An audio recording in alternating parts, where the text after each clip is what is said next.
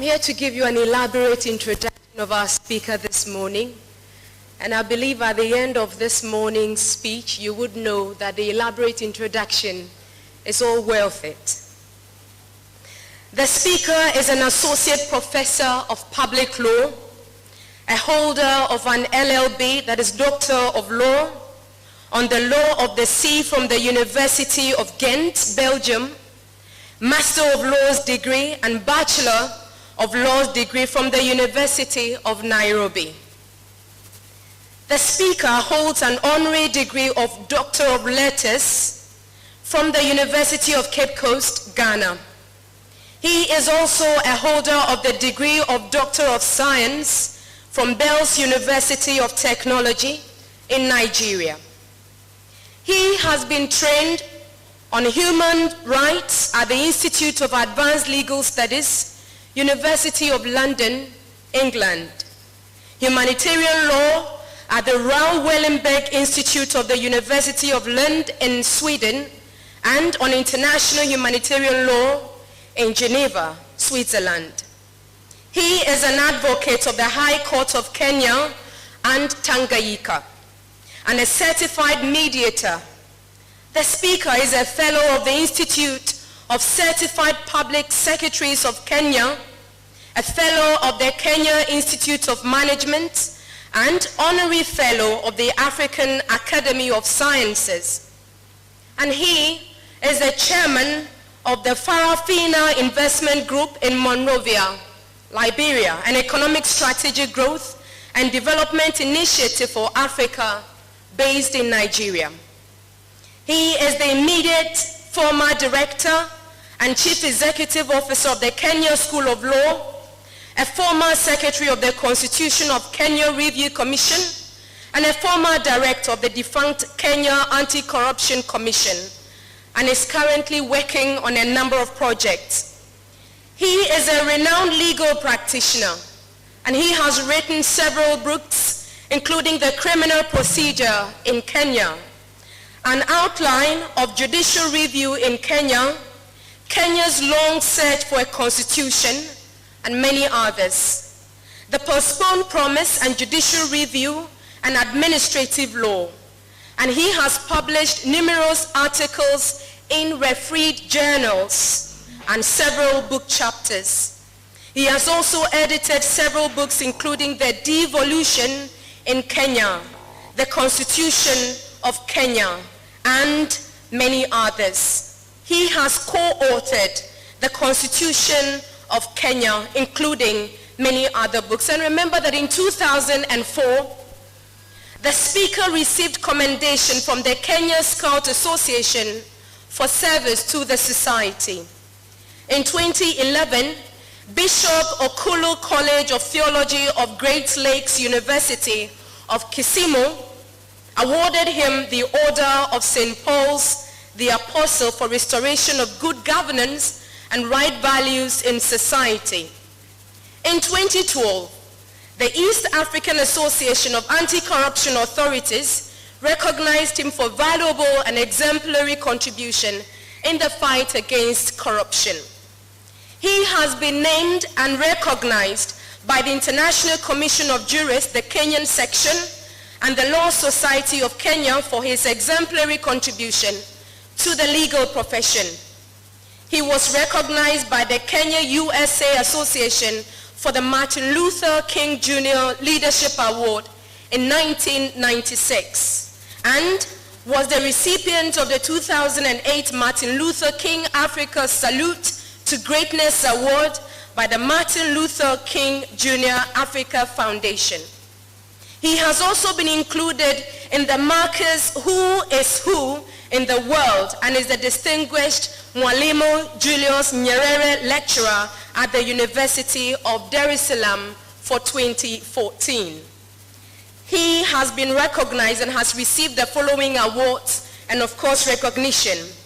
African Luminary Award by African Cultural Association in the United States of America. Freedom of the City of Lowell in the Commonwealth of Massachusetts in the United States of America for his role in the fight against corruption and bad governance in Africa. recognition by the House of Representatives of the Commonwealth of Massachusetts in the United States of America for exemplary work in the fight against corruption and bad governance in Africa. And currently, he practices law with Lumumba, and Lumumba advocates and coordinates activities under the PLO Lumumba Foundation. Ladies and gentlemen, Professor PLO Lumumba.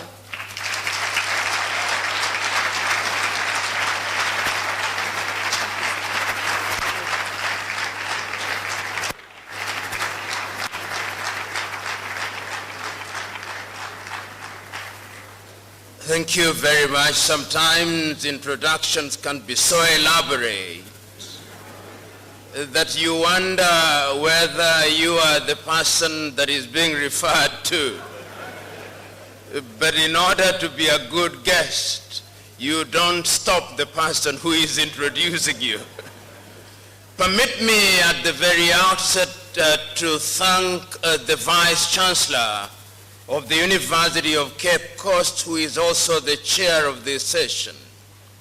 I also wish to thank the Pro-Chancellor, the cabinet ministers here present, drawn from several African countries, vice chancellors from different universities across the continent of Africa, the academics here present, our friends of goodwill drawn from different civilizations across the world, the students of the University of Cape Coast, and others who are attending this conversation this morning.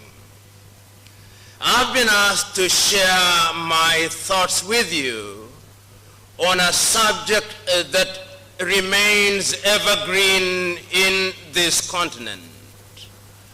Throughout the world today, Africans are engaged in a conversation on what it is that we must do in this continent to make her realize her potential. When you are keen, you will find that Africans who are residents in the United States of America are asking the question, what is it that we must do to make Mother Africa great again? It is not lost on me that only last week here in Ghana, the president of Ghana received African Americans who were engaged in homecoming. They were here to rededicate themselves to the struggle to make Africa great again. And it is not only Africans in America who are asking the question. If you meet Africans in Europe, they are asking, what can we do to make Africa great? You meet Africans in Asia and in Latin America, they are asking the same question. And Africans in the continent, whether you are talking about Africans in the west of Africa, in the south of Africa, in Central Africa, in North Africa, in East Africa, the single question that is being posed and waiting for an answer is, what will we do to make Africa a great continent again? The reason why that question remains alive and well is because history tells us that there was a time when this continent was great. Indeed, those who want to romanticize history will tell you that when the Europeans were in the cold and living in caves in Europe, Africa was great. There were empires alive and thriving in Ghana. There were empires alive and well, thriving in Mali. There were organized societies in Zimbabwe and in Eastern Africa. They will tell you that is our ancestors who built the pyramids in Egypt, one can only romanticize so far.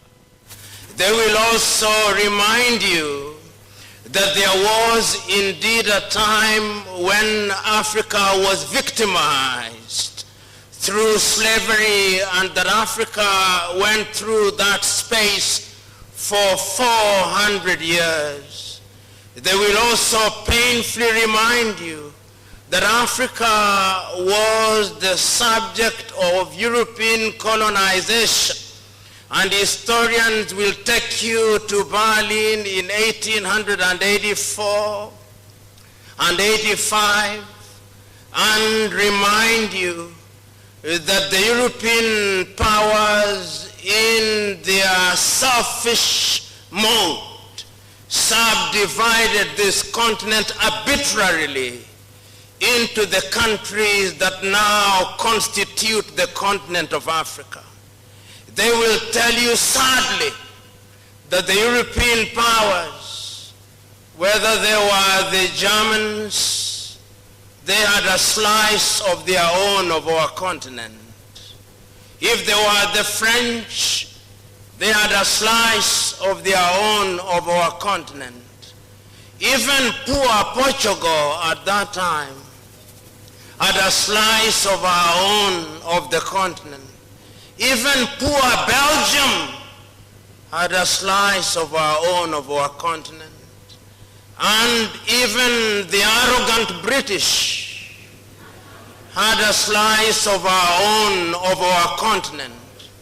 So that when we started struggling to regain our independence, we had been arbitrarily parceled out.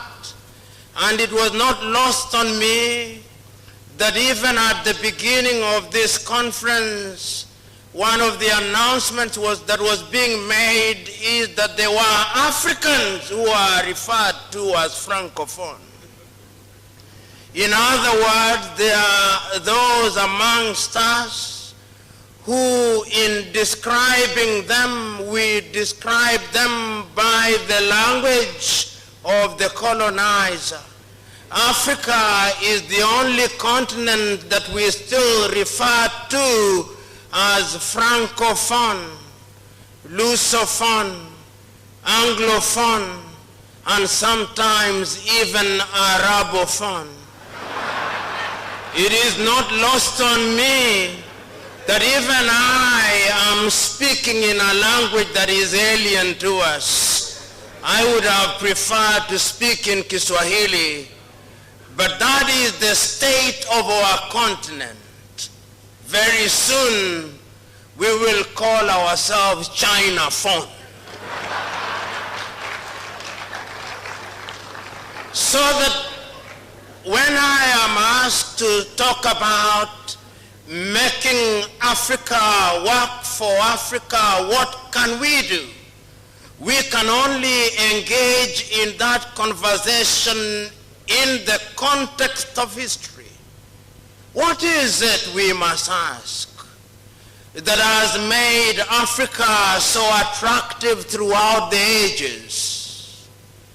There was a time when Europe was going through their first industrial revolution, when they were migrating from agriculture, and even before then they needed Africans themselves as a resource. So that in this Cape Coast, there is a monument to the atrocities occasioned by the Caucasians against us. Throughout this coast, you go to Elmina here, not far from here. You go to Liberia, to Sierra Leone, to Senegal, to the Gambia. You will find monuments to the atrocities committed against the Africans. Historians don't say it as loudly as they should, but over 1/2 of the population of Africa was taken out of this continent.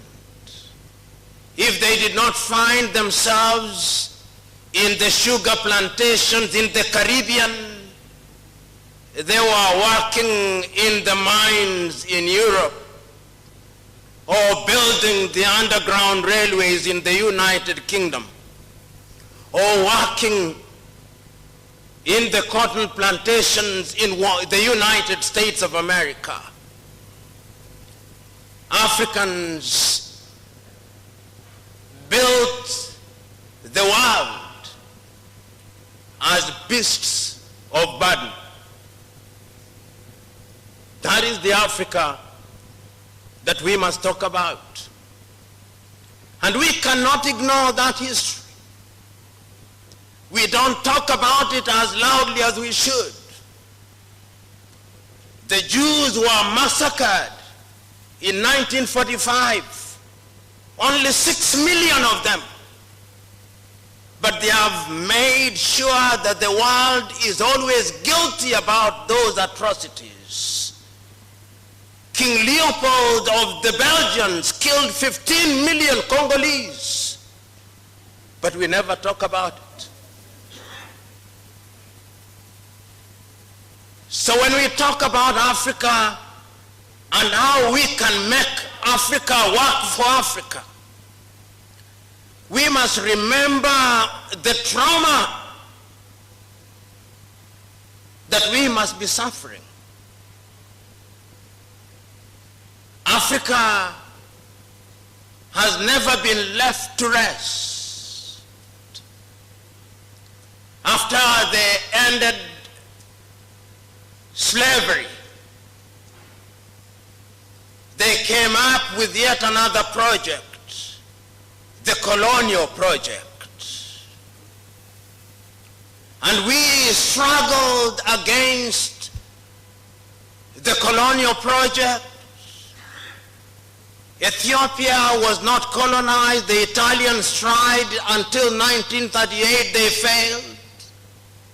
But Ethiopia was only one. Liberia regained her independence in 1847 when some of our brothers and sisters who had been taken to the United States were brought back. But the rest of Africa was subjugated. Portugal took her share in Mozambique, in Angola, in Sao Tome and Principe, in Guinea-Bissau, and in Cape Verde. And I can remember so very distinctly that until 1975, when I was a young high school student, Agostinho Neto was fighting to liberate Angola. So was Jonas Malheiro Savimbi in 1975. I can remember so very distinctly as a young student in my lifetime, Samora Machel and Eduardo Mondlane struggling to free Mozambique. I can remember so very distinctly Amilcar Cabral struggling to liberate Guinea-Bissau.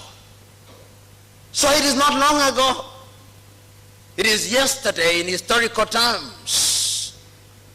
They were kicked out by force of arms, the Portuguese. Did they leave? No, they did not leave. They engaged in political and economic shape-shifting, so that if you go to Mozambique, you go to Angola, and you go to Guinea-Bissau, the Portuguese influence is still there in a surreptitious and in a subterranean manner and in a pernicious manner.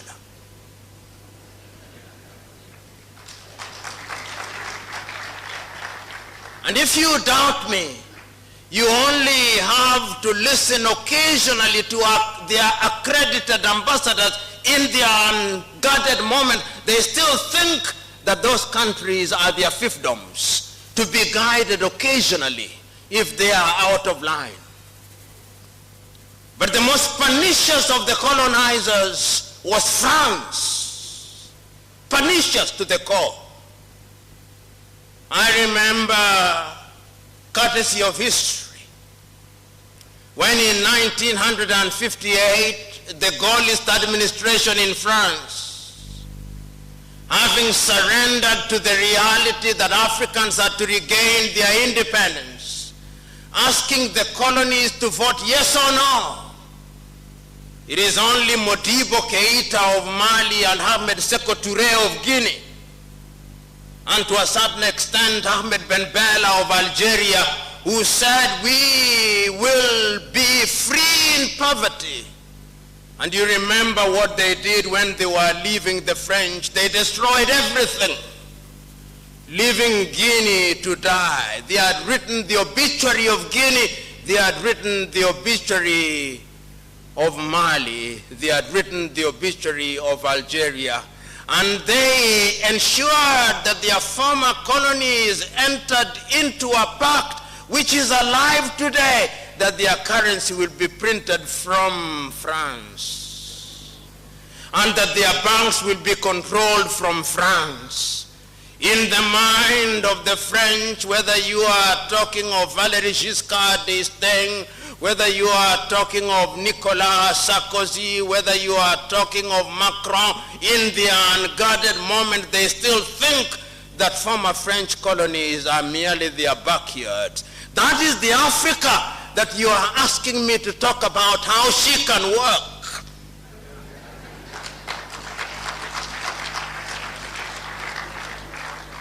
And when they were done with us, you know what they created? They created an organization of former French colonies, headquartered appropriately in Paris, France. And if you thought you had seen it all with the French, then they were the gentle and sometimes arrogant British. Why arrogant? The empire over which the sun will never set, they said, but it set. They colonized Nigeria, they colonized Ghana, and people fought against them. It was a great son of this land, the Osagyefo, Kwame Nkrumah, who on the eve of independence and on the day of independence reminded Africans on the 6th day of March 1957 that the independence of Ghana meant nothing if the rest of Africa was not free. So we regained independence from the United Kingdom. They gave us constitution. They called them the Westminster Model Constitution. Remember, we are in Africa, but our constitutions, whether in Ghana or in Nigeria or in Uganda or in Malawi or in Zambia or Kenya or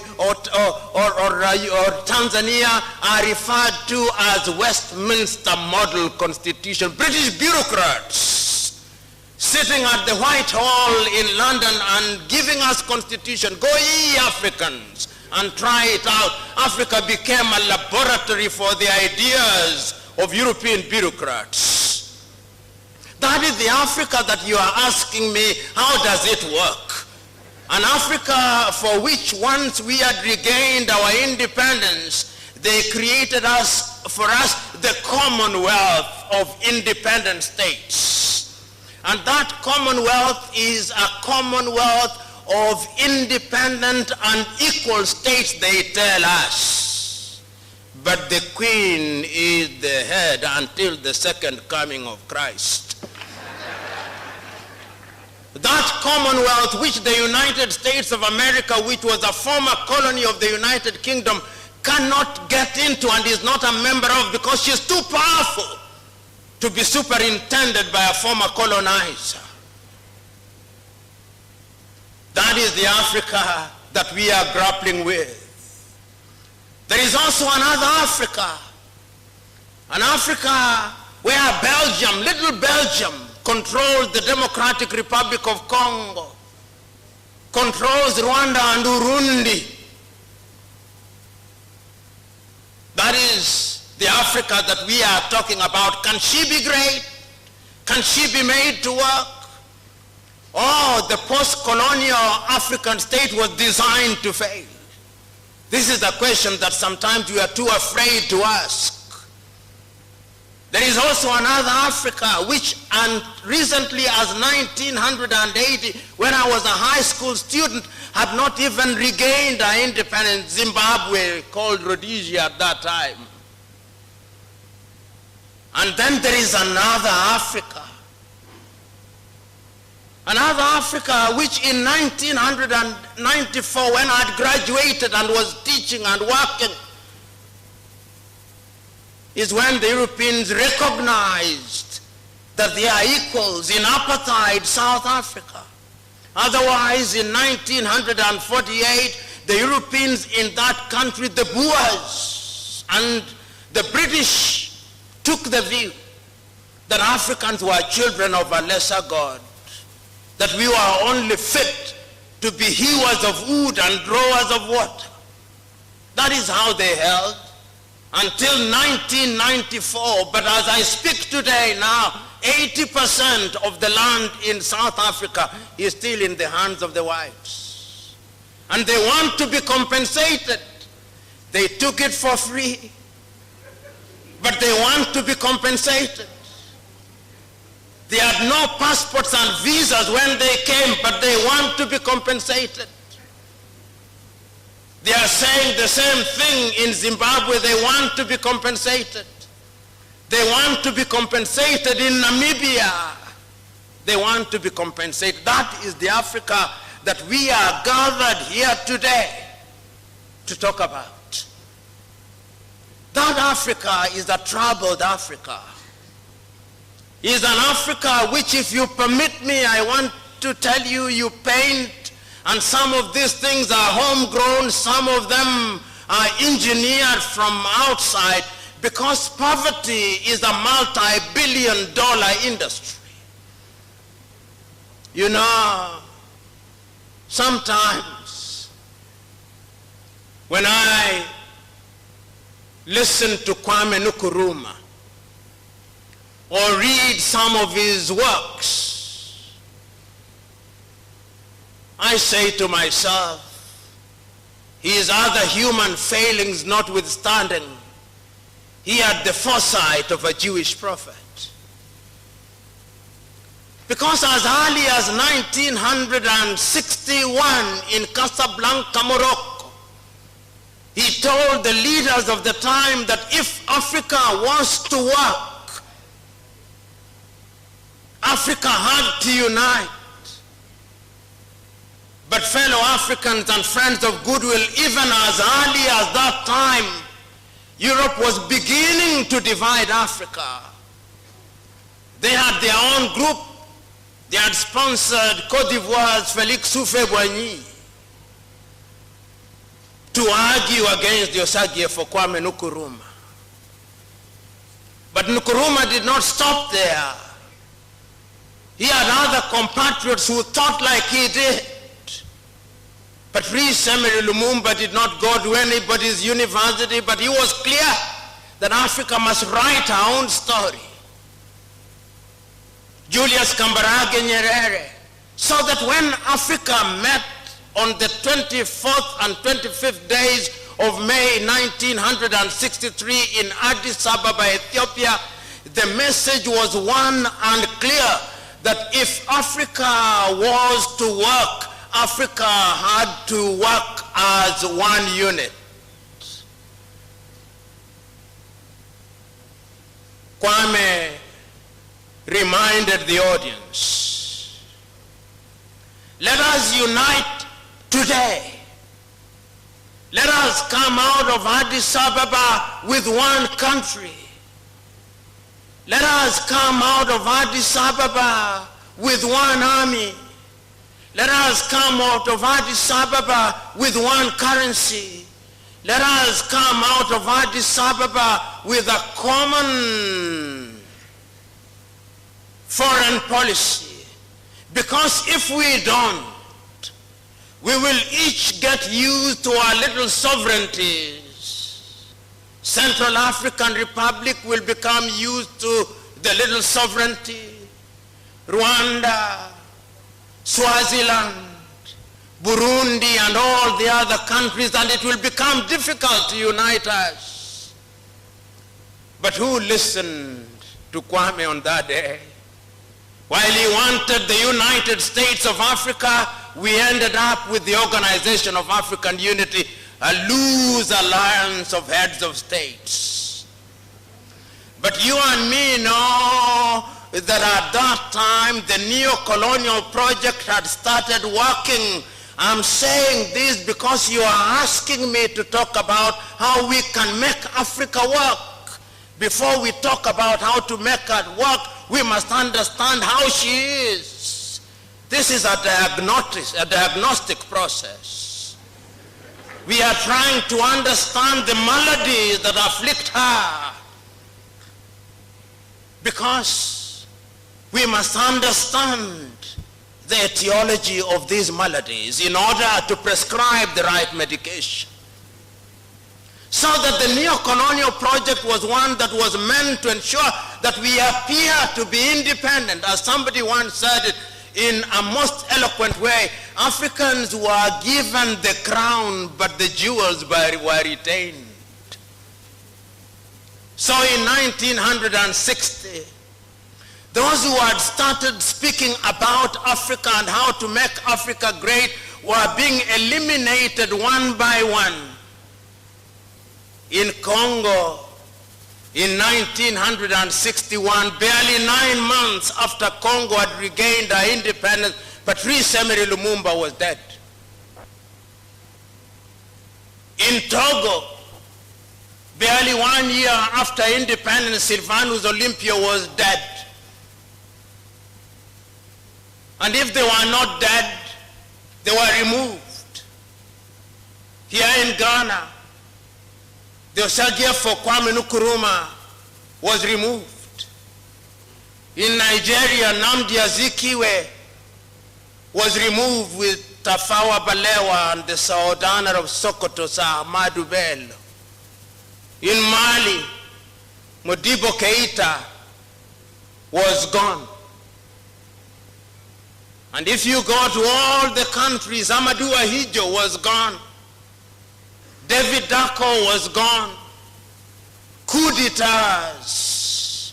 That is the Africa that you are asking me to say, how will it work? It was never at ease. Destabilization after destabilization. That is the Africa. But the beauty of it that amidst all these Africans, whether they are in the political class, or in the academy, or in different sectors, even when they are engaged in activities that appear to undermine Africa, they have always been conscious of the fact that this continent needs to move in some useful direction. I remember as early as 1980, in Lagos, Nigeria, the Africans came together under the Lagos Plan of Action, and they said, we must make Africa work. The Lagos Plan of Action was meant to be an avenue of channeling African resources for Africa's benefit. Did the Lagos Plan of Action work as well as it was intended to? Not as well as it was intended to. So there have been many initiatives designed to make sure that Africa works. Some of them are homegrown, some of them are engineered from outside. once again begging the question, why is it always that people are prescribing for Africa what she needs to do? How many of you here will forget the Lomé Convention of 1975, signed in the neighborhood here in Lomé, Togo, African, Caribbean, and Pacific, telling us how we should cooperate with Europe as a way of immunizing ourselves from poverty and improving our lot. Is it in the best interest of Europe that we should do well? I doubt. And when the Lomé Convention had died its death, they came up with another one in 2000 called the Cotonou Convention.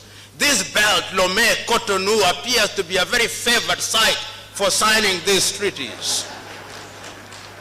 They signed yet another one in Cotonou to take over from the Lomé Convention. Once again, Africa, Caribbean, and Pacific, is it in their best interest that we should do well? And there is an old English saying, he who pays the piper calls the tune. And for whose benefit is the tune called? And they did not stop there. Everybody somehow is always interested in Africa and her welfare. How many of you here will not remember the structural adjustment programs in the 1980s? How many of you here will not remember the Millennium Development Goals? There were 8 when they came about. Now they have been renamed. Now they are Sustainable Development Goals, and there are 34 of them.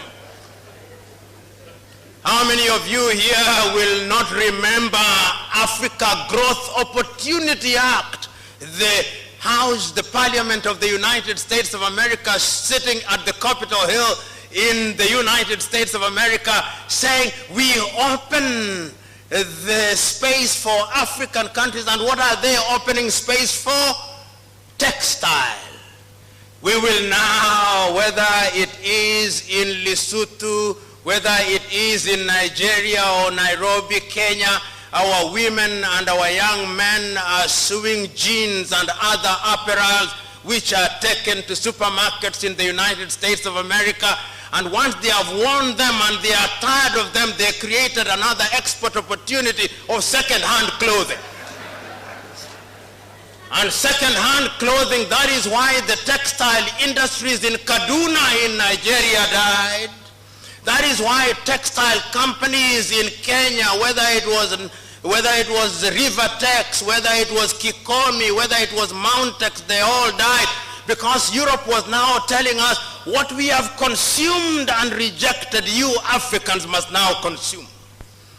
And when recently the Rwandese and the Ugandans said that we were going to stop the importation of second-hand clothing, they threatened us with sanction.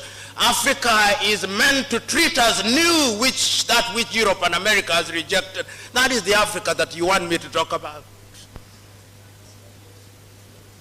So when we talk about this continent of Africa, there have been no shortage of attempts to help her and for her to help herself. I remember on the 6th day of March, 1997, in Accra, Ghana, the former president of Tanzania, Mwalimu Julius Kambarage Nyerere, speaking under the theme, the unity of Africa, said, among other things, that we have not come here to remind ourselves how important unity is. We know that African unity is significant. And he said, if Africa is to be a great continent and if Africa is to realize our potential, Africans must de-emphasize their Tanzanian-ness. Africans must de-emphasize their Ghanaian-ness, and they must emphasize their African-ness. And he went on to say, I'm not naive in appreciating that we have long been in our little corners, but I'm telling us that out there in the world, they only know us as Africans. And he reminded the audience that there are times when he has gone to Europe and his own colleagues in the leadership in certain parts of the world will ask him what is happening in Senegal while he himself is the president of Tanzania. So that is the Africa that we are talking about. So there have been many initiatives to make Africa great. How many of us will forget the new initiative for African development under NEPAD, signed in the year 2001 in Lusaka, Zambia, when Africans took the view once again that in order to grow, we must work together. There have been no shortage of initiatives to bring Africa together. And I remember in the very early days, in the 1960s and in the 1970s, the grand project as conceived by Kwame Nkrumah having failed to take off as it was designed to take off, many African countries took the view that the only way in which we could ultimately have the grand African agenda was to come up with regional developments.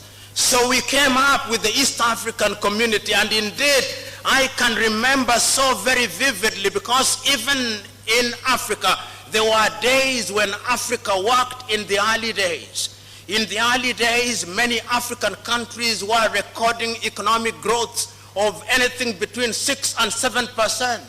In the early days after independence, there were areas where Africa was growing in education. In the health, the indices had improved so that infant mortality and maternal mortality indices were positive. We could see that in agriculture, Africa was beginning to feed herself. Africa was adding value to her things. I remember in Nairobi, in public schools, young school children would receive textbooks and exercise books. I remember that classes had libraries. I remember that in those early days, the public transport systems worked. I remember in those days that our agricultural products were receiving the kind of prices that they ought to receive in the world market. I remember in those early days in countries such as Zambia, the kwacha was strong because the copper was being paid for rightly. I remember in those early days in countries such as this one where cocoa, and in the neighboring Cote d'Ivoire when cocoa was being transported and you are receiving the right price. I remember in those early days diamond from Wadui in Shinyanga and diamond from Botswana and in Namibia were receiving the right price. There was a time in those early days when Africa was indeed moving in some direction. And I remember in East Africa when we had one common currency, when we had one airline, when we had one university, and things were moving. In the education sector, I remember students coming from Kenya and traveling to Fura Bay in Freetown. I remember hearing universities such as the University of Education at Winneba. I remember the University of Legon. I remember the University of Nigeria at Nsukka. I remember the University of Maiduguri, and I remember the University of Makerere in Uganda, and Dar es Salaam in Tanzania, and many other universities. Africa was rising, but something happened. Something happened. Something happened. There are those who think that it was externally induced. They may be right. There are those who think that our leadership was also a contributory factor, and I think they are right. So that there is a sense in which we Africans are also co-authors of our own misfortune. We are co-authors in the sense that there is, and there have been opportunities to make us great. At the beginning of the address, the Vice Chancellor rightly remarked, the professor rightly remarked that in Africa there were countries that were doing better than South Korea. Kenya was doing better than South Korea. Kenya had a higher GDP than China. Ghana, the same. Tanzania, the same. Then somehow the Koreans went and left us. The Chinese during our lifetime have left us. The Singaporeans have left us. The Malaysians have left us. The Brazilians have left us. The Vietnamese, after the war in 1975, have left us. Who is it? What is it that holds us back? What is it? Is it us?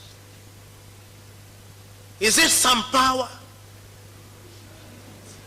Are we children of a lesser God? What is it that holds us back? Why is it that Africa does not work? Why is it that I'm speaking to you now?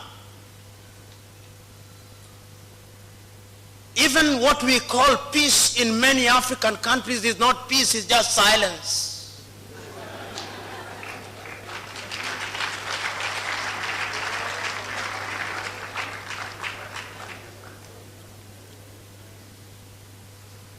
I've lamented for too long. Now I want to talk about what it is that we can do. But before I do that, let us look at our continent, at this continent called Africa.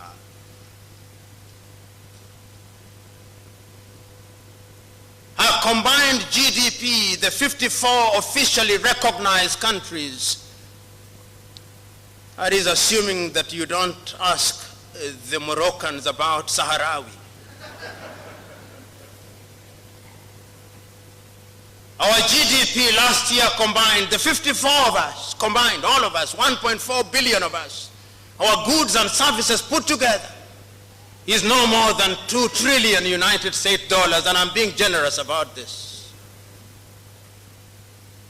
And to give you a perspective, the state of California in the United States of America, with a population of slightly under 39 million, has a GDP last year of 3 trillion United States dollars.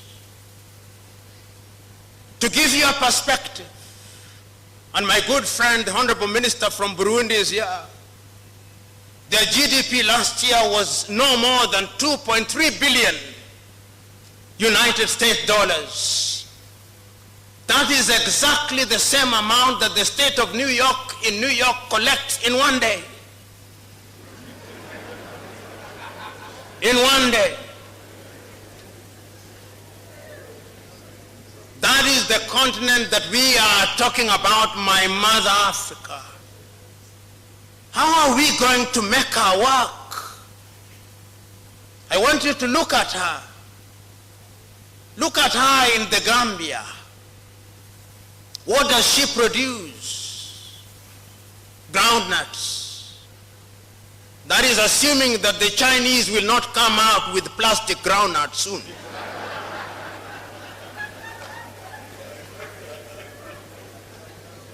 And I'm saying this to tell us we are relying on goods which can be taken out of the market. And tourism.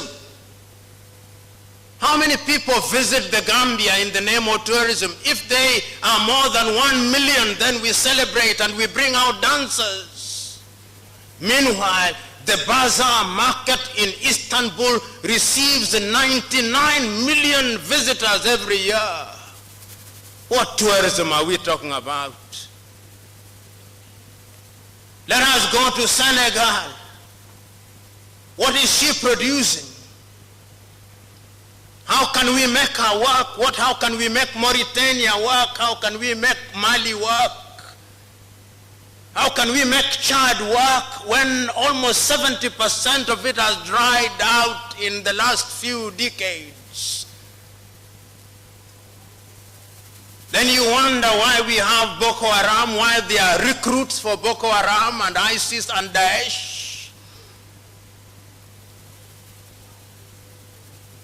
Go to Sudan and South Sudan, countries that are endowed with natural resources. Go to the Democratic Republic of Congo, a paradox and an irony at once, the richest country on earth in terms of natural resources. But who will allow Congo to be at ease? Who will allow her? Because in her state of confusion, she is a jungle from which you can hunt without consequence. So when one rebel group dies, another one is resuscitated. I know of no African country that makes weapons except South Africa. The others just make bullets. The Kenyans will make bullets. The Ugandans will make bullets, but they have no gun to use them, and they import the guns.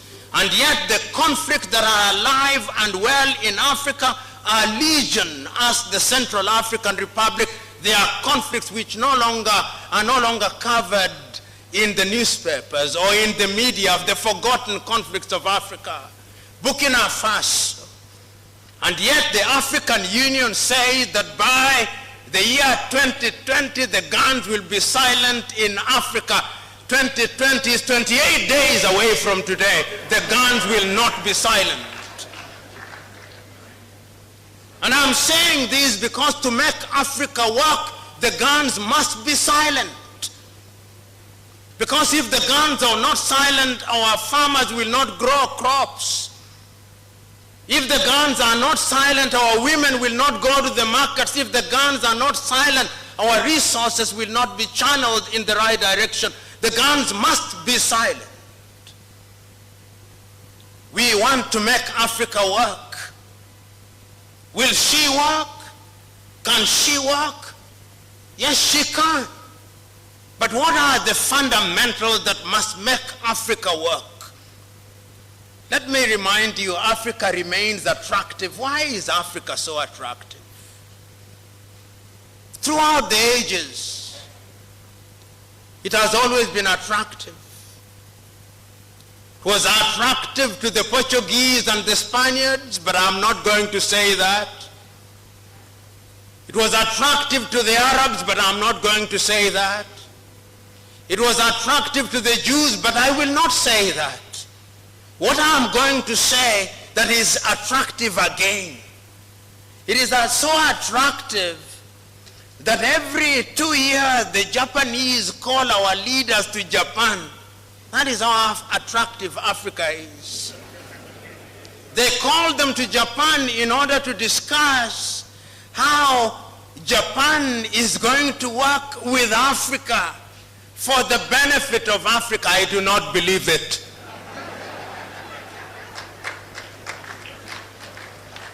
It must be for the benefit of Japan. It is so attractive that the Chinese leaders call Africans to Beijing every year. The 54 of them, they call them to Beijing. And they say this is how China is going to work for the benefit of Africa. I refuse to believe them. It must be that there is something that is being done for the benefit of Beijing. Because if I was Chinese, I would do that which is in my best interest, not in the best interest of Africans. It is so attractive that the Russians called our leaders only a few months ago in Sochi. And when they invite you to the best places. It is so interesting, so that the Russians can work with Africa for the benefit of Africa. That is how attractive Africa is. It is so attractive that the Germans also invited our leaders to Berlin. It is so attractive that even the Arabs are inviting them to Doha, and that is how attractive it is. Have you ever heard the Latin Americans being invited? No, I did not hear. Have you ever heard the Arabs being invited? No. It is only Africans who are invited. That is how attractive Africa is. Is it a bad thing? Depending on what you think. We can use it to our own advantage, or we can allow them to use it to their advantage. You know, when I look at Africa and I look at her in the continent, in the context of how attractive she is, another word comes to my mind called globalization. When we talk about globalization, you talk about globalization as if it were a new word. It is not. Africans were once globalized as a commodity in the slave market. We were sold everywhere in the world. That was globalization. That was globalization. Then we were globalized again through colonization. Then we were globalized again through neo-colonization. Now we are being globalized in the context of opening our markets. It is Mwalimu Julius Kambarage Nyerere who in one of his many enlightened moments said, when I hear the Europeans saying that we should open our markets in the name of globalization and they say that the rules are the same, I laugh, Mwalimu said. And he said, it is like a boxing match. The rules are the same. But you don't put a heavyweight boxer and a lightweight boxer and say the rules are the same. It is murder.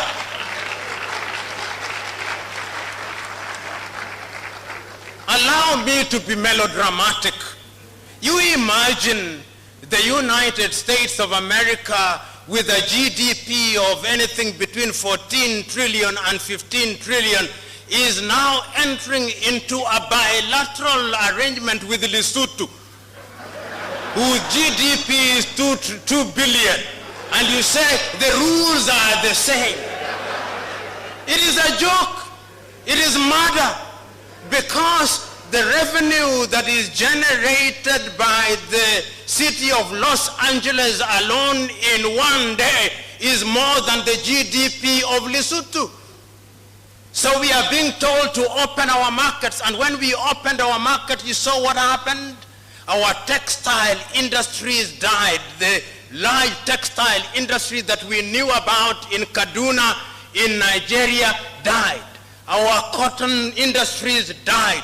Our sugarcane industries died. Our waters, even water nowadays, water.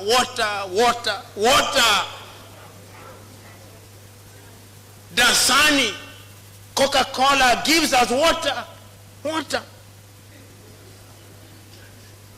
You go to hotels in African countries, the water that we drink has the standardization, not this one. This is from UCC.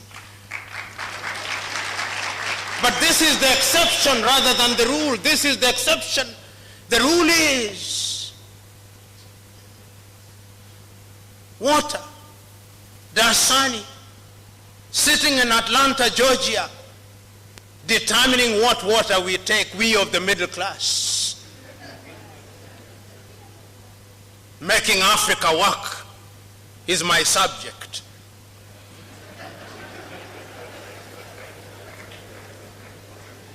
What will it take? It will take our combined effort. But there must be an enlightenment of a totally different character. You know, when I think about Africa, and I think about her often, and I ask myself, Mother Africa, how will you be 100 years from today? And I remember the great Sudanese poet, Alpha Ituri, writing about Africa. He says, oh, Mother Africa, how are you? Will you be great? You, Mother Africa, where your rebels have gained power and rebuilt, and they have destroyed what they rebuilt. Mother Africa, will you be great? You, Mother Africa, Faituri asks, you the home of great rivers, will your sons ever fish in your rivers? Faituri asks, you, Mother Africa, whose belly is laden with all things known as natural resources, will you ever give meaning to them? Faituri asks, oh, Mother Africa, are you waiting for Godot? Mother Africa, I believe that Africa can be made great again. But remember, I said that Africa took the view that she could grow regionally.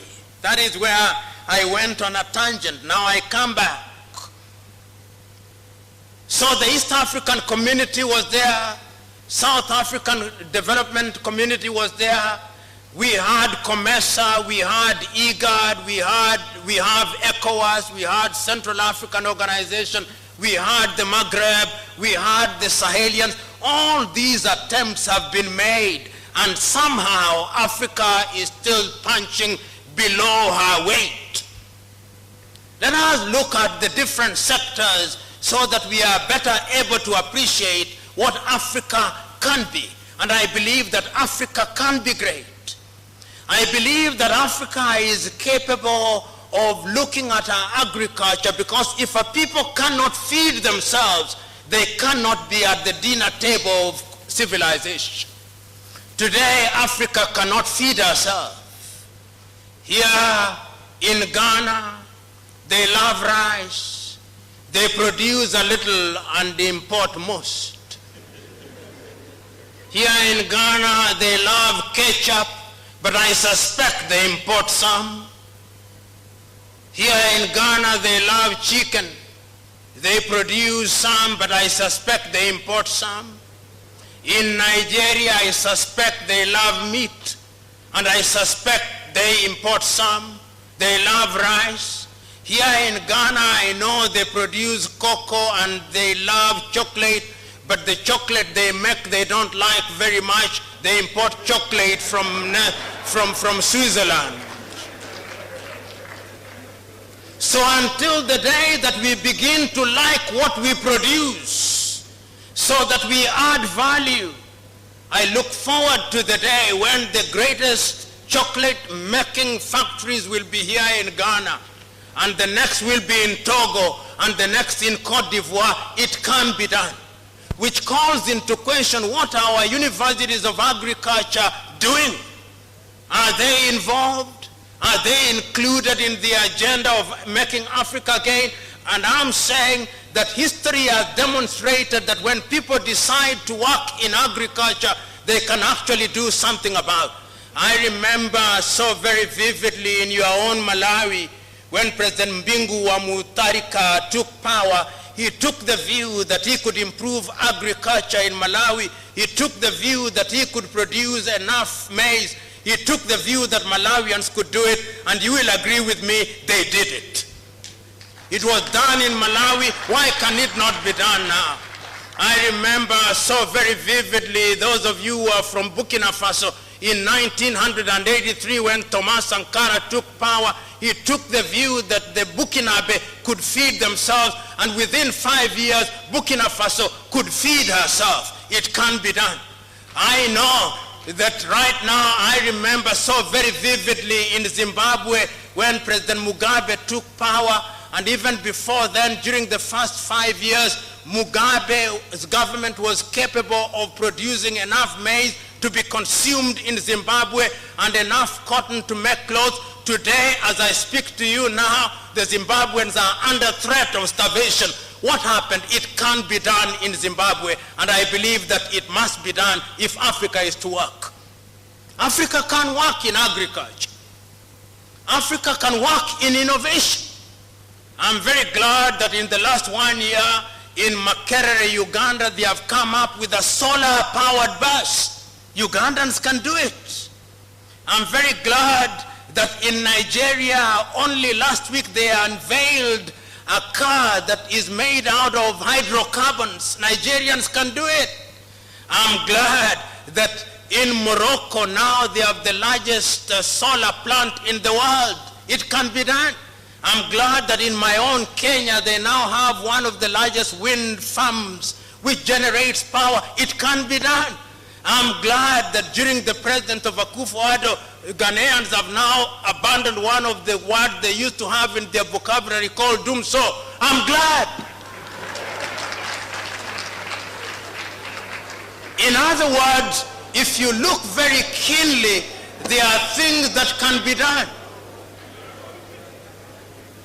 And I'm suggesting to us that in order to do these things, we must ask ourselves how it can be achieved.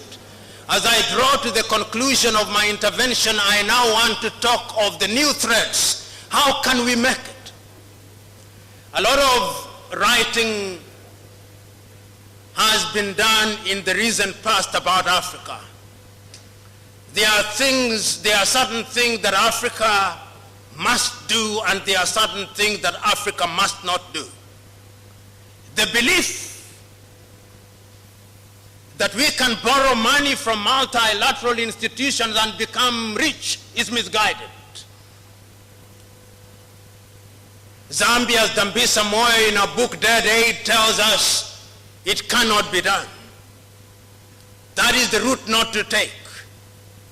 The belief that we will follow a model that is conceived on our behalf by European universities is misguided. I want you to read the book written by a Korean called Ha Jun Chang, The Bad Samaritans, in which he argues that each country must find a model that suits our own circumstances. It can be done. I want also to remember a book which all of you must have read, written by my own Kenyan friend, Dr. Kalestas Juma, The New Harvest, in which he says that Africans must invent and innovate. I want you to read a book written by Olusegun Obasanjo and Greg Mills, among others, Making Africa Work. Africa can be made to work. But Africa will only be made to work when she is conscious of her current position. Which brings me to a question that we must now pose. What is the danger of other powers operating in Africa? Do they threaten our being? And I'm now talking about China. China is a very interesting country from which there is a lot of things to learn. But she's also a danger to the continent if we are not careful. What is there to learn from China? The thing to learn from China is that during our lifetime, the Chinese, through their ingenuity, have succeeded in lifting nearly 800 million people out of poverty. What did the Chinese do? Is there something that we can learn from them? I think there is. Those of you who have the advantage and the privilege of serving in government, ask yourself, what did the Chinese do that within our own lifetime they succeeded in doing that? And they are everywhere, the Chinese. They know what they want. I think the first thing that you must do, you must know what you want. You know, last year I was sitting and watching a Chinese news channel, and if you want to understand what others who are potentially your friends and enemies are doing, you must listen to their news. I was watching the CGTN, and I was listening to the 6,000 delegates in China sitting and thinking about China, how China will deal with Africa and the world 100 years from thence. The people who are there will not be alive. In many African countries, if you tell them to think about what will happen tomorrow, they say only God knows. No.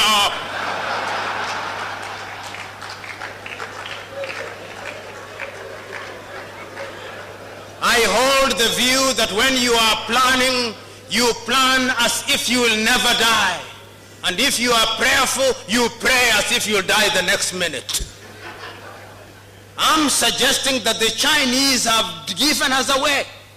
Today the Chinese, and see how the Chinese are working with us. Which university in Africa worth its name does not have a Confucius Center? I do not know whether you have one here at UCC.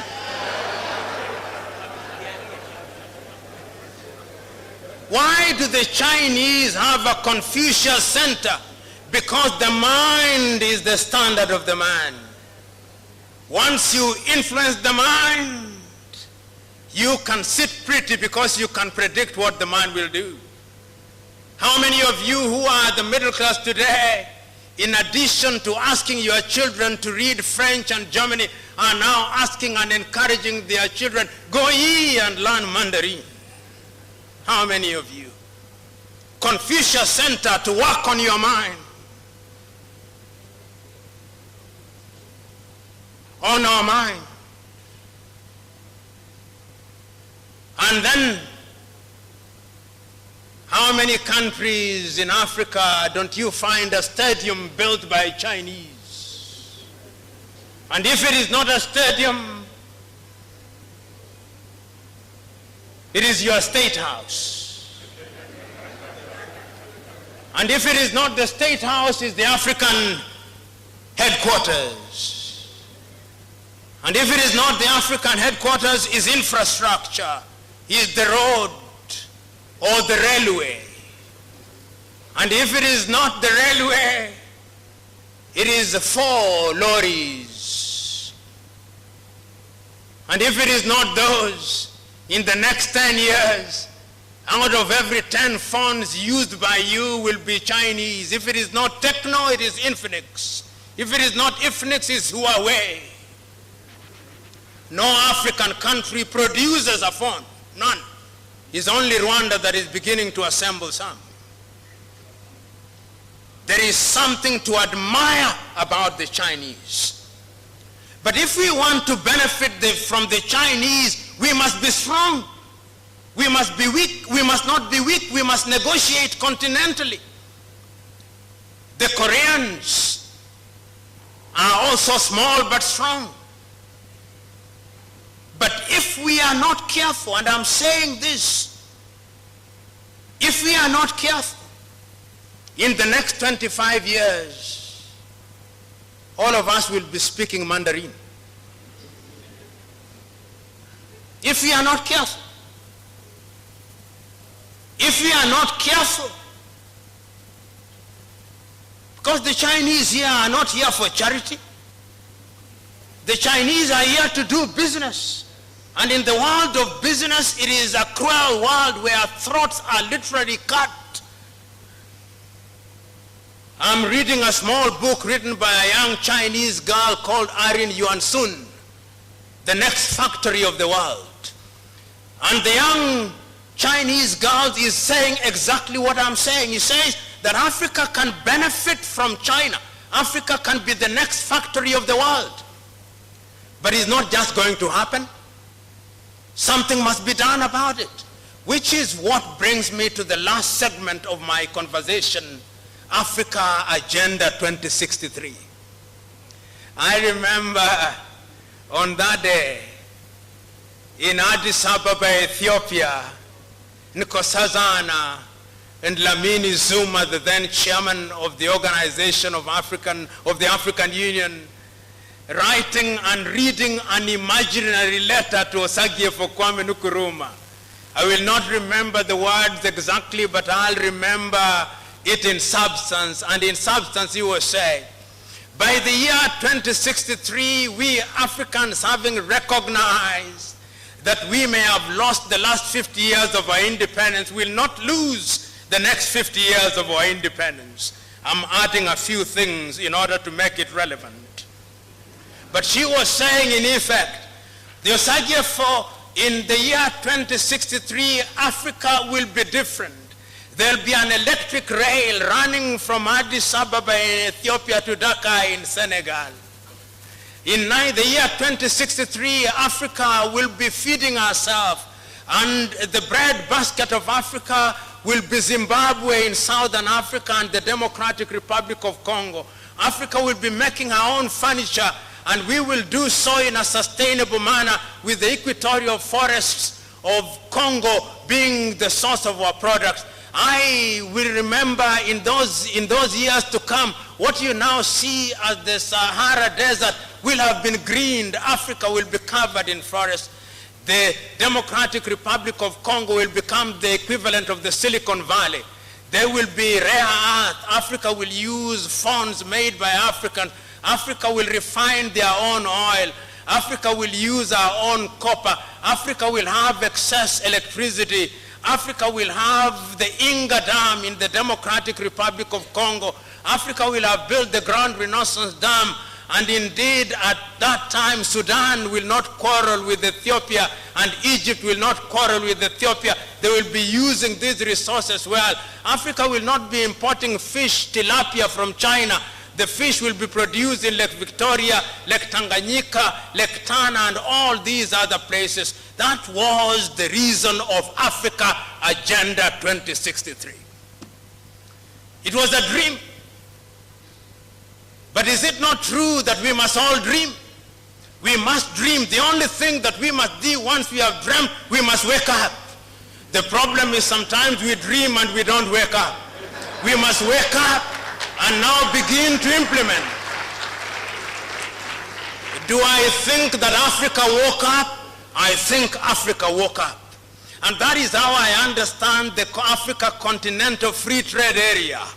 The Africa Continental Free Trade Area is a demonstration that beyond dreaming in a very amorphous manner, we now want to give form and character to our dream by operationalization, so that we begin to bring down the tariff and non-tariff barriers, so that we are able to ensure that Africa will do things that will make Africa great. Intra-African trade will be 80%.